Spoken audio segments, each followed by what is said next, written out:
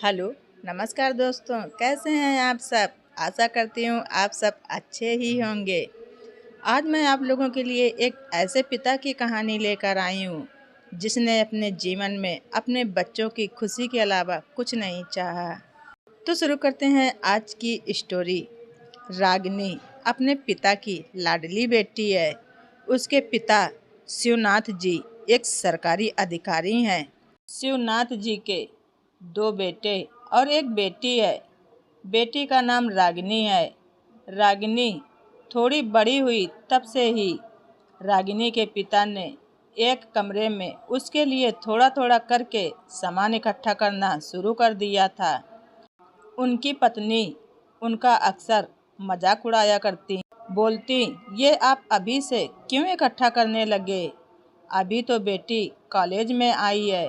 रागिनी के पिता को इस बात से कोई फर्क नहीं पड़ता था। वो तो अपनी बेटी की शादी का सामान धीरे धीरे करके जमा कर रहे थे।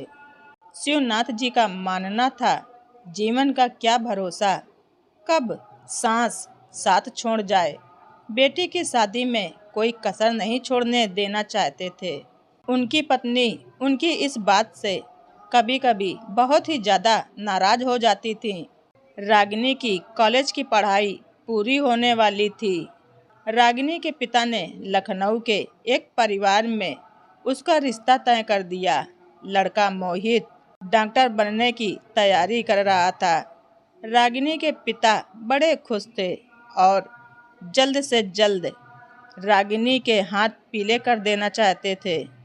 लेकिन अभी रागिनी की 1 साल की पढ़ाई और बाकी थी। उधर मोहित का भी फाइनल साल चल रहा था। एक दिन शिवनाथ जी की तबीयत बिगड़ जाती है और उन्हें ऑफिस से ही अस्पताल में भर्ती करवाया जाता है। उनकी रिपोर्ट आई तो पता चला कि उन्हें कैंसर हो गया। डॉक्टर ने उन्हें आगे उपचार की सारी प्रक्रिया समझा दी। उस हॉस्पिटल का डॉक्टर राघव उनके खास दोस्त भी थे। दोस्त होने के नाते डॉक्टर ने ये बताया कि आपकी जिंदगी और मौत के इस खेल में आखिरी जीत किसकी होगी ये नहीं कह सकते। रागिनी के पिता ने ये बात अपने घर पर किसी को नहीं बताई, यहाँ तक कि अपना ट्रांसफ़र घर से दूर दूसरे शहर में करवा लिया। उनकी पत्नी और बच्चे वहीं पुराने घर पर ही रह रहे थे। शिवनाथ जी भी यही चाहते थे कि वो आने वाले कल की काली परछाई अपने परिवार पर नहीं पड़ने देना चाहते थे। वो अपनी कमाई का एक हिस्सा अपने इलाज में खर्च करने लगे। उनके पास अपनी ज़िंदगी का बहुत कम समय बाकी था। अब उन्हें कुछ कठोर फैसले करने की घड़ी आ गई थी। उन्होंने जल्द ही रागिनी के विवाह की तारीख तय कर दी। रागिनी को बहुत बुरा लगा। पापा को इतनी क्या जल्दी है अपने घर से विदा करने की। उनसे नाराज़गी व्यक्त करते हुए पापा से बातचीत करना बंद कर दिया। रागिनी के पिता के पास समय कम था और वो इस बात की भनक रागिनी तक नहीं पहुंचने देना चाहते थे। शादी के लिए रागिनी हॉस्टल से घर आ गई। उसने पापा से सीधे मुंह बात तक नहीं की।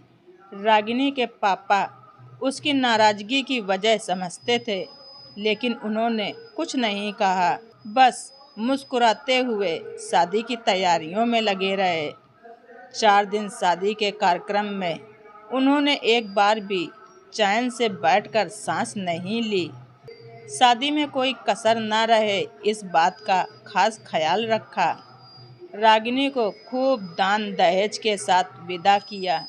उसके ससुराल वाले भी बड़े खुश थे। इतनी अच्छी खातिरदारी के साथ साथ सबका मान सम्मान भी किया गया। रागिनी ससुराल चली गई। कुछ दिनों बाद उन्होंने दोनों बेटों के लिए भी अलग अलग संपत्ति का हिस्सा करके एक घर अपनी पत्नी के नाम कर दिया। रागिनी के पापा अब घर में किसी से प्यार से बात नहीं करते थे। हर समय उकड़े उकड़े ही रहते थे। उनकी पत्नी और बच्चे उनके इस व्यवहार से तंग आ गए थे। बच्चे पापा के पीठ पीछे बोलते, मम्मी, इससे अच्छा तो पापा दूर ही रहते हैं तो सही है। एक ही घर में रहना तो बहुत मुश्किल है। पूरे हिटलर जैसे हो गए हैं पापा। रागिनी की माँ भी इस बात में समर्थन करती। हनीमून से लौटने के बाद रागिनी पग फेरे में फिर मायके लौट कर आई थी। उसके पापा गेस्ट रूम में बैठे थे। रागिनी को आया देखकर बहुत खुश हुए। रागिनी की नज़र भी जब पापा पर पड़ी तो अपनी सारी नाराजगी भूलकर उनकी ओर प्यार से आगे बढ़ी। तभी उसके पापा का व्यवहार और मिजाज पल भर में बदल गया। रागिनी को अपनी आंखों से अंदर जाने का इशारा किया और खुद उठकर गेस्ट रूम से बाहर चले गए। रागिनी पापा के इस बदले व्यवहार से परेशान सी हो गई थी। घर में किसी ने ये ध्यान ही नहीं दिया कि उसके पापा एकदम से परिवार से अलग अलग क्यों रहने लगे, सबसे चिढ़कर बात क्यों करते हैं। थोड़े दिनों बाद रागिनी के पापा वापस अपने काम पर लौट गए। घर में सबने राहत की सांस ली। किसी को उनकी कमी महसूस नहीं हुई।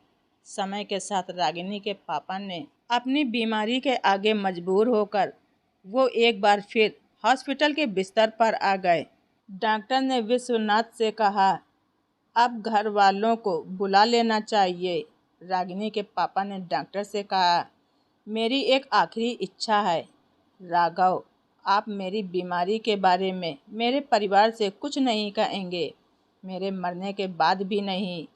मैं नहीं चाहता मेरे जाने के बाद मेरा परिवार मुझे याद करे, क्योंकि यादें बड़ी कड़वी होती हैं, व्यक्ति को हमेशा दुख ही देती हैं।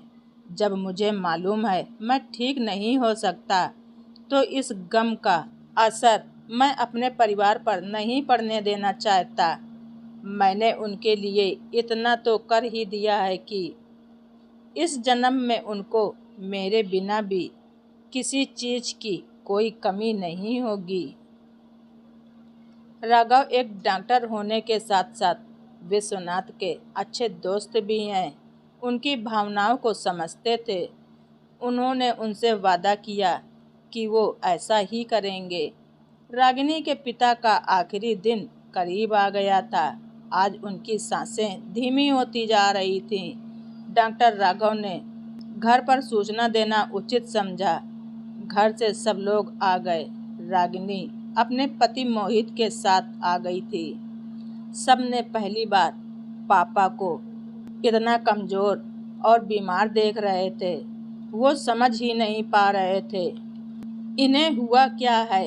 एक आखिरी बार शिवनाथ जी ने धीमी होती सांसों और बंद होती आंखों को उठाकर एक नज़र परिवार को देखा और हमेशा के लिए अपनी आंखें बंद कर ली। हॉस्पिटल की तमाम कार्रवाई के बाद जब उन्हें घर ले जाने की तैयारी कर रहे थे, हॉस्पिटल के काउंटर पर बिल जमा करने को पता किया तो बताया गया कि उन्होंने मरने से पहले ही सब जमा कर दिया था। उनको घर लाकर सब रीति रिवाजों से उनका अंतिम संस्कार कर दिया गया। रागिनी पापा के जाने के बाद एक बात समझ नहीं पा रही थी कि पापा ने जाने से पहले उनके हिस्से में ना कोई सलाह दी, ना कोई बकाया छोड़ कर गए। ऐसे कैसे हो सकता है। उसने डॉक्टर से मिलकर एक बार पापा के बारे में पूछने का फैसला किया तो डॉक्टर के पास गई। डॉक्टर राघव से पूछा, क्या हुआ था पापा को। डॉक्टर राघव बोले, मैं किसी के आखिरी समय में किए वादे से बंधा हुआ हूँ, लेकिन तुम्हारे पापा ने एक डायरी दी थी, कहा था मेरे जाने के बाद जला देना, लेकिन मैं ये नहीं कर सका और आज तुम्हारा चेहरा देखा तो सोचा ये तुम्हारे साथ गलत होगा। शिवनाथ जी की ये डायरी आपको सौंपना मेरे लिए ज़रूरी है। रागिनी डायरी लेकर घर आई। रागिनी ने डायरी को पढ़ना शुरू किया। इसमें रागिनी की हर उस बात का जवाब मिलने लगा जिसे वो एक राज बनाकर जाने की तैयारी कर गए थे। अपने कठोर होने के पीछे की वजह अपनी बीमारी को छुपाना रागिनी की आंखों से आंसू आने लगे थे। उन आखिरी पलों को याद करने लगी जब उसने अपने पापा से बात नहीं की। नाराजगी में उसने अपने पापा के साथ के कुछ सुनहरे पलों को भी खो दिया। रागिनी पापा की मजबूरी को समझ गई थी।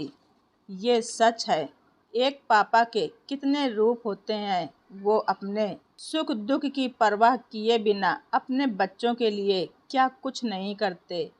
धन्य है ऐसे पापा, उनके त्याग को कोई नहीं समझ सकता। जाने के बाद ही एक पापा की असली भूमिका पता चलती है। पापा के कठोर हृदय में प्रेम की एक अलग ही परिभाषा होती है। रागिनी इससे ज़्यादा पढ़ ना सकी। पापा की आखिरी इच्छा थी उनका अपना सच परिवार तक न पहुँचे, जिसे उसको पूरा करना था। पापा की आखिरी इच्छा को अपने दिल में दबाकर रागिनी ने उस डायरी को जला दिया। रोते हुए अपने पापा से अपनी नाराज़गी की माफ़ी मांगी। दोस्तों, दुनिया में ऐसे भी होते हैं पिता। आप सबको हमारी ये कहानी कैसी लगी कमेंट बॉक्स में ज़रूर बताएं। चैनल पर नए हैं तो सब्सक्राइब करना ना भूलें। ज़्यादा से ज़्यादा शेयर करें। धन्यवाद। ऋचा वाइस।